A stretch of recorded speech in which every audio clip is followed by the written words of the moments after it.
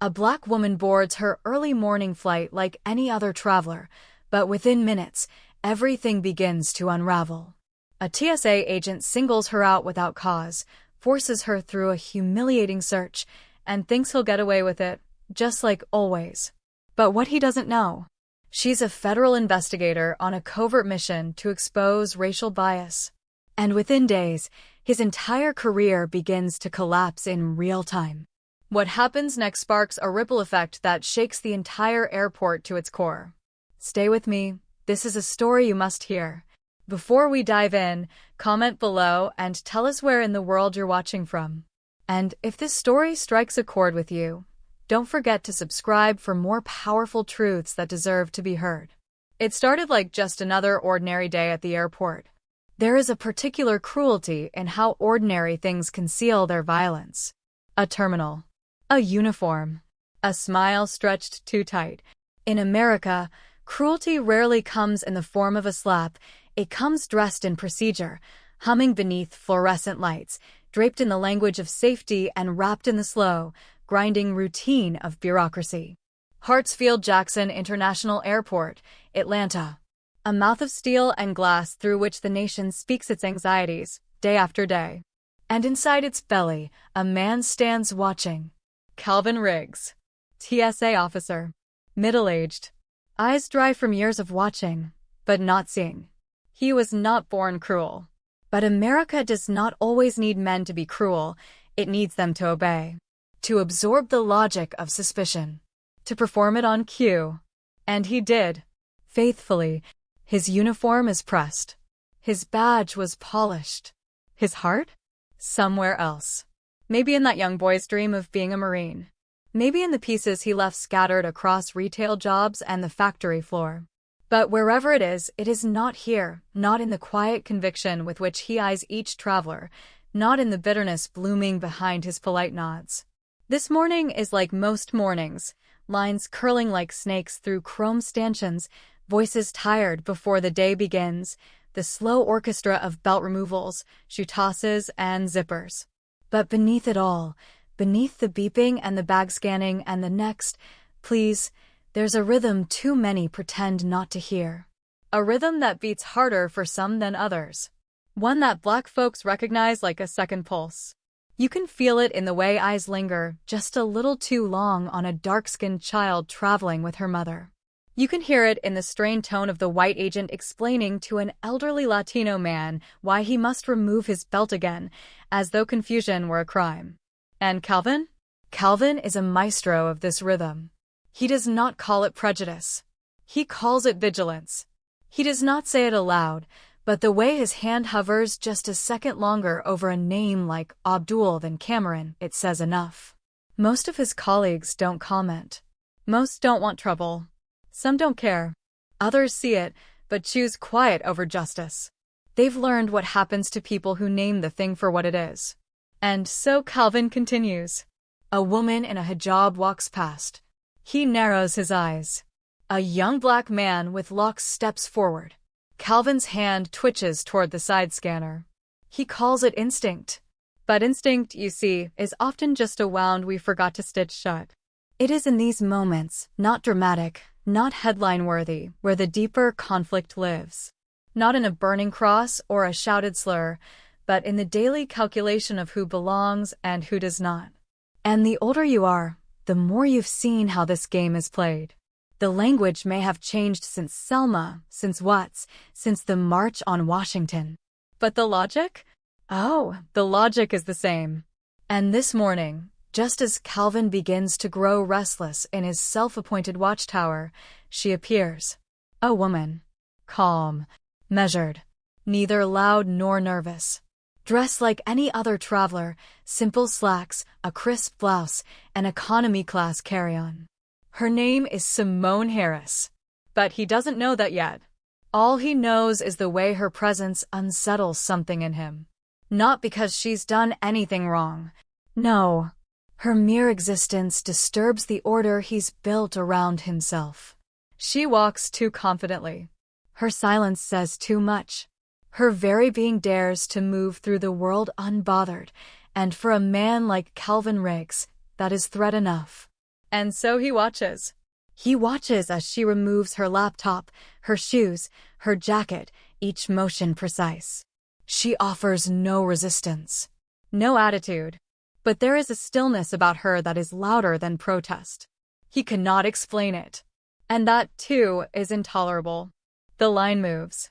Simone moves with it. And Calvin? He decides. Ma'am, he says. Step over here for a random screening. The first domino falls. There are certain moments in an American life, a black life, when time slows down. When the world does not fall apart, not exactly, but rearranges itself around you in a way that lets you know you have been marked. Simone Harris stood motionless for a beat, not from surprise. No, that had long since been worn down by repetition, but from recognition. She knew this moment. She had seen it play out before, at checkpoints, in offices, at job interviews, and along quiet suburban streets. There it was again. The officer's voice was tight, stretched like fabric too thin over a wound. Step over here, ma'am. Random screening. She stepped. No protest. No outburst. Because black women, especially those who walk with purpose, know the rules. The unspoken ones. You don't raise your voice. You don't challenge yourself. You don't dare make the people around you uncomfortable. Because their comfort comes at the cost of your dignity, and that cost has been exacted for generations. The designated area was roped off, boxed in under the harsh glare of overhead bulbs. A performance space. Calvin gestured toward the yellow footprints. His face blank, his posture rigid, his conscience nowhere to be found. And yet, the moment was heavy, not just with the coming violation, but with history. Because every random check carries with it the weight of not being random at all. It is personal. It is ancestral. It is the latest verse in a song as old as the Republic. A song about power, about the illusion of danger and the certainty of control. Simone stood tall. She placed her hands at her sides. Calvin began the search. His movements were slow, deliberate, practiced. The kind of search that says more than any accusation. He didn't explain. He didn't apologize. He pressed along her arms, her back, her waist, fingers lingering in places where the scanner had found nothing. The challenge was unspoken, but unmistakable. You don't belong here like this. Not with that posture. That ease. That refusal to cower. Simone didn't flinch. But inside, her pulse beat with fire. Not rage. Not fear. Something older. The kind of resolve born from centuries of having to prove humanity to those who refuse to see it. Behind Calvin, another officer, a black woman named Yolanda, watched. Her lips were tight. Her eyes, uncertain. She knew the procedure. She knew what was supposed to happen. And she also knew why it wasn't. Simone caught her eye. Just briefly. A flicker passed between them, of sisterhood, of silence, of sorrow. But no one said a word. This, too, was part of the game. The pat-down finished, Calvin stepped back. You're clear, he said, as if granting a pardon. Simone nodded once, collected her bag, and walked away. Not in defeat, but in calculation. Because what Calvin did not know was that every gesture had been recorded, not on tape, but in memory, in notes, in quiet documentation. Simone was not simply a passenger. She was the shadow the system had created and now could not outrun. But here's the truth, beloved. The most dangerous thing to an unjust system is not the one who screams, it is the one who watches, takes notes, and returns. And Calvin, in his certainty, did not see it. He had done this before. He would do it again. Because when injustice is normalized, it becomes invisible to those who practice it. He had come to believe that authority required no reflection, only performance. But America, for all its blindness, is a country that eventually hears the footsteps behind it. Simone made her way toward the terminal, her face calm. But within her, the map of the morning redrew itself. Each humiliation logged. Each microaggression marked. Each silent witness noted. And somewhere in the crowd, an older black man, a father, a veteran, a citizen, watched it all unfold. He didn't speak, but his eyes followed Calvin with the weight of 1,000 memories. He had lived through the Jim Crow signs, the back doors, the boy and the gal, and the slurs whispered under breath. And now he watched this new world, where the signs are gone but the message lingers. He shook his head. Not because it was new, but because it never was. By the time Simone reached her gate, the illusion of peace had begun to settle back into the terminal. People sipped burnt coffee. Children tugged on weary parents.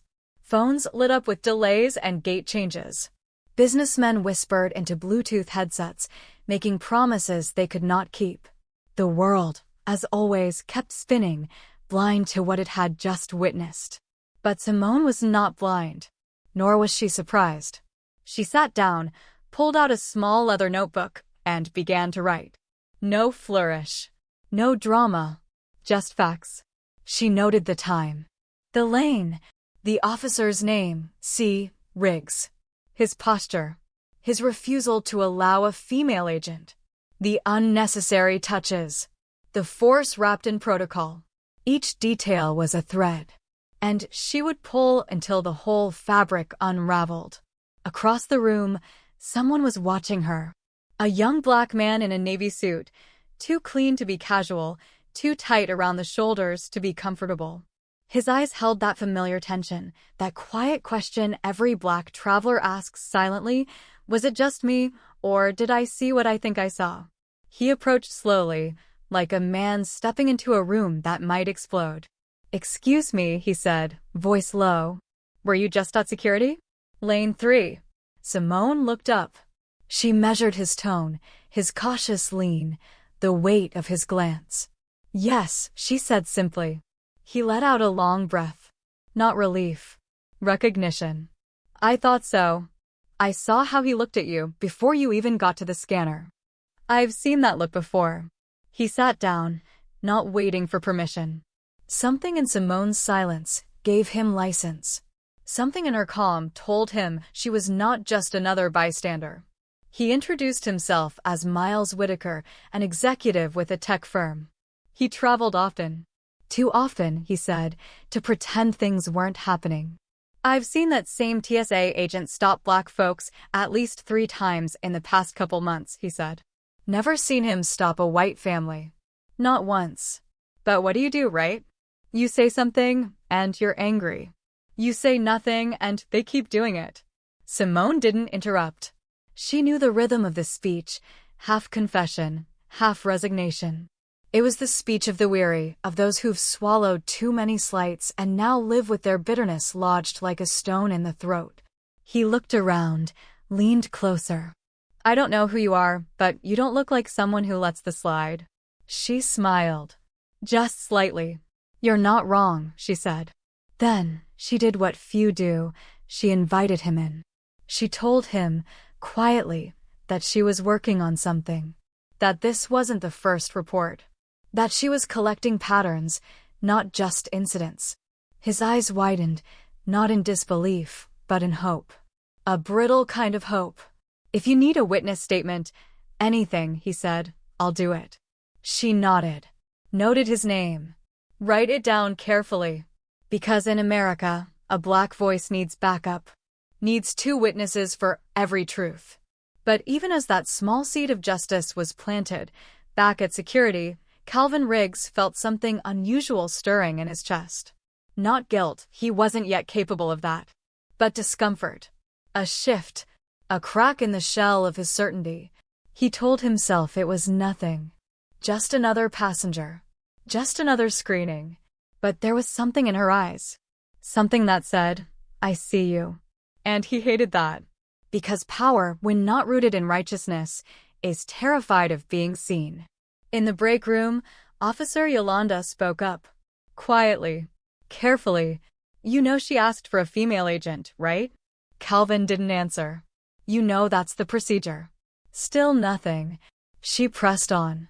We've had complaints, Calvin. Real ones. They're watching. He shrugged, deflecting. She didn't make a scene. Yolanda looked at him, long and hard. Maybe that's what you should be worried about. Because the ones who scream give you a target. But the ones who say nothing, they're building a case. In the days that followed, Simone Harris returned to Atlanta not as a passenger, but as a mirror, reflecting back the ugliness that America, in its practiced politeness, refused to name. She changed her clothes, loosened her hair, wore exhaustion like a coat. Her stride became less assertive, her presence deliberately muted. She became what the system expected, harmless. Because sometimes to study a machine, you must let it mistake you for a cog. She sat in the airport cafe near the checkpoint, steam from her plain black coffee curling upward like a prayer. Around her, life went on. That was the cruelty of it. The world never stops to bear witness. It just keeps moving, numbly, blindly, hungrily. And yet, beneath the chatter and the gate calls, beneath the drone of wheels and footsteps, Simone was listening. 2 TSA officers sat nearby, unaware of who she was. Unaware that the woman sipping coffee behind them had already written 3 pages on Calvin Riggs. One of them was Yolanda, the same officer whose eyes had filled with quiet worry during that random screening. "He's on edge lately," said the other, a man with a voice like gravel and the tone of someone used to saying too much when he thought no one was listening. "He should be," Yolanda replied. "There's talk about complaints piling up. They're sniffing around." Simone took a slow sip. Let the warmth spread through her like a silent yes. "He's always had a chip on his shoulder," the man continued. "That thing last year? Should have been enough to get him fired." Yolanda sighed. "They buried it. Management doesn't want the headache." Simone committed it all to memory. Another thread. After they left, she stayed seated. She thought about all the people like Calvin, men who felt small in the world and tried to make others smaller just to feel taller. She thought about the architecture of American institutions, how they gave these men rules, gave them badges, gave them tired reasons to believe their suspicion was patriotism. But there is a difference between safety and superiority. And Calvin couldn't tell the difference anymore. Later that afternoon, Simone moved to the post-security zone. There, where the line ended and travelers shook off their nerves, she lingered, just another woman waiting for her boarding call. That's when she saw her. A young black woman, no older than 25, stepped out of the checkpoint with trembling shoulders and glistening eyes. Something had happened. Simone approached her carefully, like a sister reaching out across a chasm only they could see. "Are you all right?" The girl sniffed. Tried to smile. Failed. "It's just the TSA guy. He said something about my hair extensions. Made me pull them out. Said they could be hiding something." Simone's mouth tightened, but her tone stayed soft. "Did you ask for a female officer?" "I did," the woman said, voice cracking. "He ignored me." Simone placed a steady hand on her arm. "Do you remember his name?" The woman nodded. "His badge said C. Riggs." And there it was. The pattern. The scar reopened. "I want to file a complaint," the woman said. "But what's the point? Nothing ever comes of it." Simone took out a notepad. "Maybe this time's different." "You're not alone." She wrote down the woman's name. Contact info. Promised a follow-up. And in that exchange, beneath the baggage claims and the hollow apologies, a quiet rebellion grew teeth. Because racism in America no longer shouts. It checks your ID. It scans your body. It calls you ma'am while it strips away your dignity. And the people watching, many of them good, many of them tired, tell themselves it's not their place to intervene. But what is a country if not the sum of all the moments when people could have done something and didn't? Simone knew change didn't come like thunder. It came like a slow, rising tide, carrying with it the grief of generations, the breathless fury of mothers, and the trembling voice of a girl who just wanted to board a plane without being made to feel like a criminal. And while Calvin Riggs polished his badge, while he justified his actions to himself in the mirror, Simone was gathering a choir. One story, one witness, one camera at a time. The storm was coming. but it would not roar. It would whisper your name back to you in a room full of truth. By the fifth visit, Simone Harris no longer wondered if Calvin Riggs would repeat himself. She knew he would. Bigotry, once institutionalized, becomes a habit. It disguises itself as vigilance. It wears the mask of just doing my job, but peel back the layers and you'll find the same old ghost, grinning behind its new badge. This time, Simone didn't come alone. 2 colleagues from the federal task force had flown in from DC, a quiet woman named Carla and a sharp-eyed man named Jerome. They were not just observers. They were watchers. Hunters of patterns. Keepers of receipts. They came armed with hidden microphones and cameras sewn into the ordinary seams of their clothes. The airport didn't notice them. That was the point. They arrived during the afternoon lull, when the sun hit the windows just right and the terminal yawned with false calm. Simone returned to lane 3. Again. Just like before. But this time, the stakes were no longer personal. They were historical. The line moved. Travelers muttered, babies cried, shoes hit gray plastic bins. And there, standing like a gatekeeper to something he didn't understand, was Calvin. He hadn't changed. He still searched with that quiet smirk. He still waved through white passengers with ease and paused, just slightly, when someone black stepped forward. It wasn't overt. That's the trick. Racism has grown subtler, more polite. It no longer uses slurs. It uses discretion.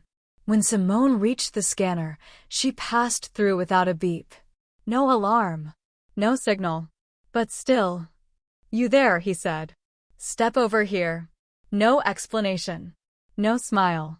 Just the same theater. Simone didn't flinch. She followed. Inside, her chest burned, but her eyes remained calm. She was playing a role. Again. A role her ancestors were forced to memorize, rewritten in every courtroom, every bus stop, every corner store. In the roped-off screening area, Calvin gestured with authority he had not earned. Random check, he muttered. Simone placed her arms out. Let him pat her down. Again. She noticed the overhead cameras. Noted the woman at the X-ray machine, Yolanda, glancing over again, her mouth a thin line of uncertainty. Behind Calvin's back, her colleague Carla tapped her watch, signal, everything's being recorded. It was happening.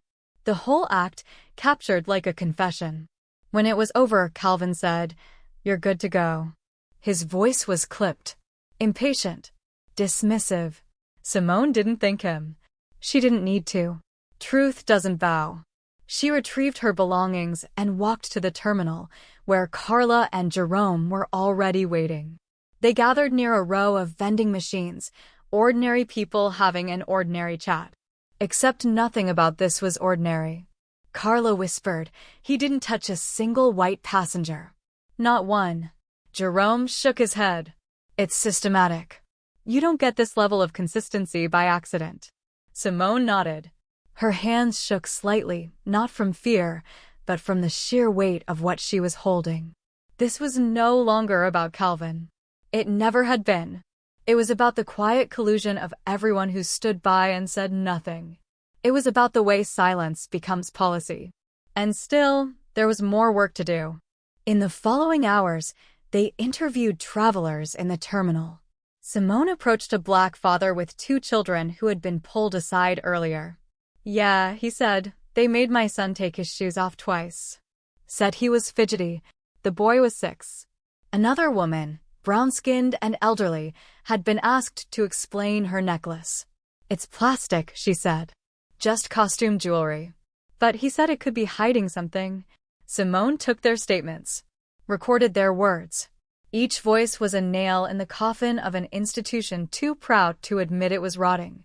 Meanwhile, back in the break room, Calvin felt it. The shift. Not overt, but present. Whispers. Glances.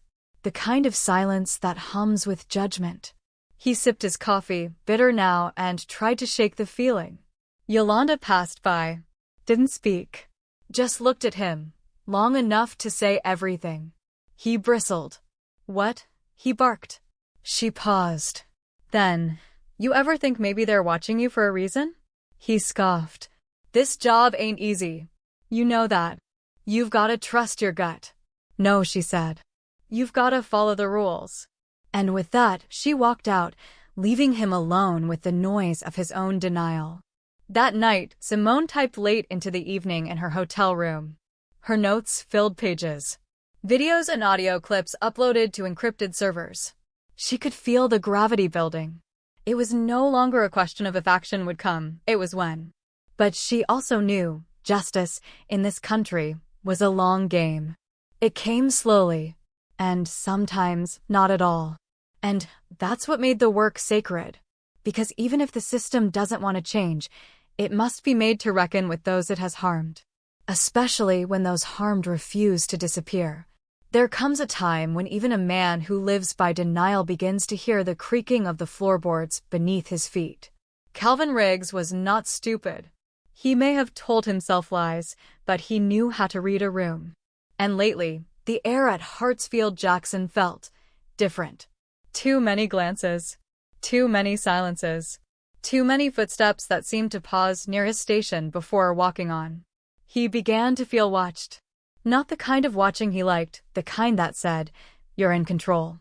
But the kind that said, "You are under a microscope now, and the slide is stained with every choice you thought would go unnoticed." He still went through the motions. Next. Step forward. Arms out. Still kept that edge in his voice, the one he thought made him sound professional. But somewhere between the badge and the mirror, something had cracked. One morning, a supervisor, a man who normally greeted him with a nod and a joke, barely looked at him. Later, in the break room, Yolanda sat across the room instead of beside him. And when he tried to strike up a conversation, she offered him nothing but a flat MHM. It was small, but it was everything. The shift. They know, he thought. Or they think they do. And worse, they might be right. He stared into his coffee, now lukewarm, and wondered why the woman with the calm eyes, the one he'd pulled aside a few times, kept showing up. Always alone. Always quiet. Too quiet. He'd searched her more than once. Not because she looked dangerous, but because she didn't look afraid. And Calvin, like many men who wore the uniform as a substitute for self-worth, didn't know what to do with a black woman who didn't flinch. He was beginning to suspect that she wasn't just another traveler. And that terrified him. Meanwhile, Simone sat in a quiet corner of the airport terminal, watching. She watched Calvin the way an astronomer studies the night sky, not for what it reveals, but for what it refuses to hide. He still scanned with that twitch of suspicion. Still stepped forward with unnecessary authority. But now there was something else in his posture. Hesitation. A crack in the armor. Simone had seen this before. Not just in airports, but in courtrooms, in city halls, in churches that had once barred entry. The moment when power begins to realize it is being examined. The moment it begins to sweat beneath the heat of truth. She wasn't done. She had begun interviewing passengers discreetly. Black travelers. Muslim families. Brown-skinned men with beards who had been flagged for random checks so often they had memorized the script. One young woman, tears in her eyes, told Simone how Calvin had made her remove a headscarf. He said it was policy, she whispered. But the white woman behind me walked through with a hat on and no one said a word. Simone didn't flinch. She simply took notes. Because that's the thing about racism, it's never just the moment. It's the pattern. The echo. The stain left behind by a hand that insists it was never there. One night, back at his apartment, Calvin sat alone on a threadbare couch. He had a beer in one hand and the news on mute. He stared at the screen, but all he could see was her, Simone, eyes steady, back straight, the quiet refusal to shrink. He didn't know her name, but he knew her spirit. He had seen it before, in the protest footage from the 60s, in the students who sat at lunch counters, in the black soldiers returning from war only to be told they were still less than. And now, that spirit was walking through his lane. And it scared him. not because he feared her, but because he feared what she might already know, and what she might do with it. He finished his beer. Another. Another. Until the noise in his head went quiet. But even in sleep, his dreams betrayed him. Flashbacks of pat-downs. Faces staring. Cameras blinking red. And her, always her, watching. In D.C., Simone was preparing her report. Drafting not just complaints, but indictments. Not just against a man, but against a culture. A silence. A system. She was close. She could feel it. The way you feel a storm coming before the sky goes dark. And the closer she got, the more she realized something. Calvin Riggs wasn't an anomaly. He was a symptom of a country that had not healed, but disguised its wounds. And the most dangerous lie America had ever told itself was that the wound no longer bled. There comes a moment in every country's reckoning when the stage is set, the actors are summoned, and the curtain rises not for a performance, but for a trial of the nation's conscience. This hearing, called to investigate Calvin Riggs's conduct, was never just about flight protocol. It was about power.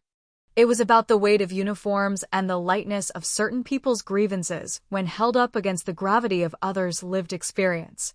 It was about what we choose to excuse and whom we are too afraid to hold accountable. The room itself was gray and sterile. No drama, no grandeur. Just 4 white walls and a table that had never once known honesty without someone bleeding for it. Simone Harris sat across from a panel of federal investigators. Her back was straight. Her eyes were unwavering. She was not here to accuse. She was here to recount. That's how injustice begins to unravel, not with outrage, but with meticulous, measured truth. She spoke plainly. I've passed through lane 3 5 separate times in the last 3 weeks. Each time, I was pulled aside for a random search. Each time, without cause. I observed the officer in question consistently target passengers of color, especially Black women. I have audio. I have a video. And I have witnesses. She opened her laptop. Pressed play. There was Calvin's voice, plain as daylight. There could be something under that hair. You're acting nervous. It's just protocol. The panel didn't flinch. But something in the room did. That invisible thing, the lie we all live with. It shuddered. One of the panelists, an older white man with hair like worn chalk, cleared his throat. Ms. Harris, are you suggesting this is systemic? She turned to him slowly. I'm not suggesting, she said. I'm documenting. Meanwhile, in a different room, Calvin sat across from his supervisor and 2 legal reps. His face was tight. Red at the edges. They had shown him the footage. Show him the numbers. 65% of his additional screenings over the past quarter had involved Black or brown passengers. You're being investigated, they said. For what? He shot back. Doing my job? No, one said quietly. For doing only part of it. And ignoring the part where people deserve to be treated with dignity. He felt his chest tighten. The words fell back on him like bricks. Dignity. He hadn't thought about dignity in years. He had thought about order. About control. But dignity? That belonged to someone else. And now it was being demanded. News began to spread. First in whispers, then in headlines.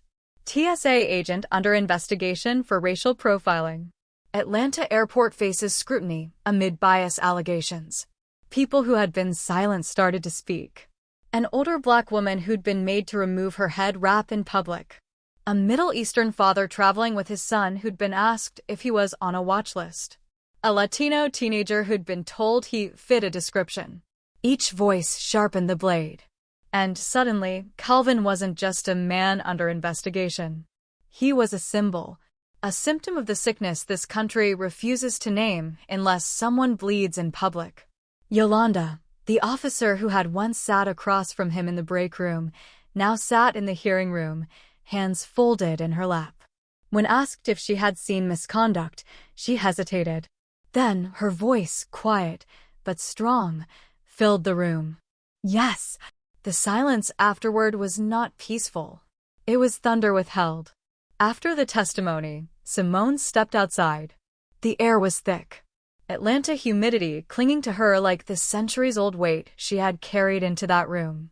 An older black man, maybe in his 70s, approached her slowly. His cane tapped against the concrete like a metronome.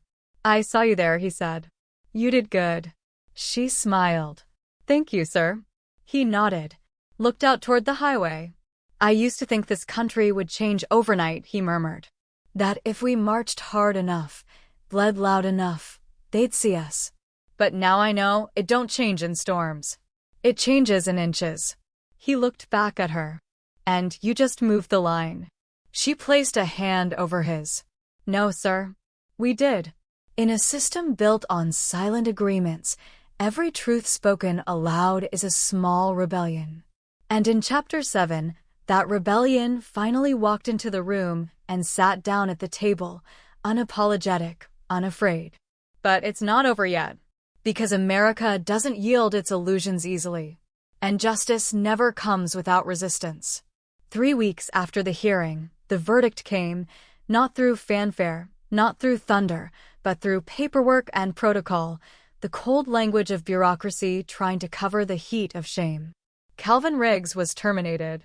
Due to documented violations of federal anti-discrimination policy, the letter read.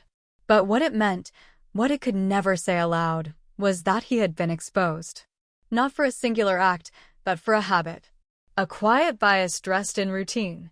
A prejudice taught not in classrooms, but in the silence of break rooms, in the nods of approval from men who looked like him, and in the absence of consequences.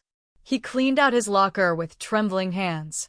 The badge lay on the bench like a dead star, once the symbol of authority, now a relic of a man who mistook control for respect. He didn't weep. He didn't rage. He simply walked, because deep down, even he knew, the badge had never made him important. It had only made him invisible to scrutiny until it didn't. Simone watched the headlines unfold from her DC apartment. She did not celebrate. There was no victory parade for what should have never happened in the first place. She simply finished her final report, filed the interviews, archived the footage, sent a recommendation that similar inquiries be launched at other airports. And then she rested. For the first time in weeks, she sat still. But rest, for people like Simone, is never sleep. It's a reflection. She thought of the passengers who had come forward, those who had once believed they were alone. The young woman with the hair extensions, the Muslim mother separated from her son, the elder who had been forced to remove his shoes, belt, and dignity. She thought of the way racism bends but doesn't break, how it adapts, find new uniforms, new scripts, and still, she smiled. Because now Calvin Riggs was no longer a rumor whispered about in security lines. He was a record. He was evidence. He was a reminder that silence, too, can be weaponized, and that testimony, once gathered, once shared, can strip even the most hardened badge of its illusion. At the airport, small changes bloomed like cracks in concrete. Training sessions on implicit bias were introduced. New supervisors began spot-checking the screeners. Yolanda was quietly offered a promotion, not as a reward, but as recognition that moral courage had been quietly at work all along. She accepted. But she never forgot how long it had taken to be heard. Calvin, meanwhile, took a job as a night security guard in a warehouse on the edge of the city. The uniform was cheaper, the hours longer, the purpose unclear. He walked among crates and silence, haunted by faces. Especially hers. Simone, the woman who hadn't raised her voice, hadn't cursed, hadn't resisted. She had simply written everything down. And that had been enough. That, he realized, was the difference between power and authority. Authority demands obedience.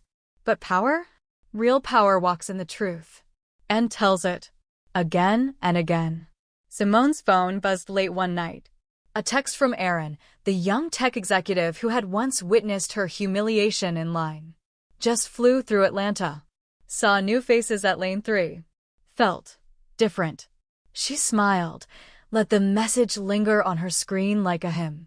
Sometimes the fight isn't about changing the world. Sometimes it's about moving one checkpoint at a time. In the mirror, Simone saw what every Black woman knows too well, the scars of being both the target and the witness. She saw her grandmother's strength, her mother's silence, her own unflinching gaze. And then she whispered, not for the world to hear, but for those long gone, who had waited lifetimes for even a sliver of justice. We are not free yet, but we are further than we were. She closed her eyes, exhaled, and prepared for the next flight. Because in America, justice is not a destination. It is a journey. And some of us, those who've lived long enough to know its every turn, must keep walking. Even when our feet bleed. Even when no one is watching. Especially then.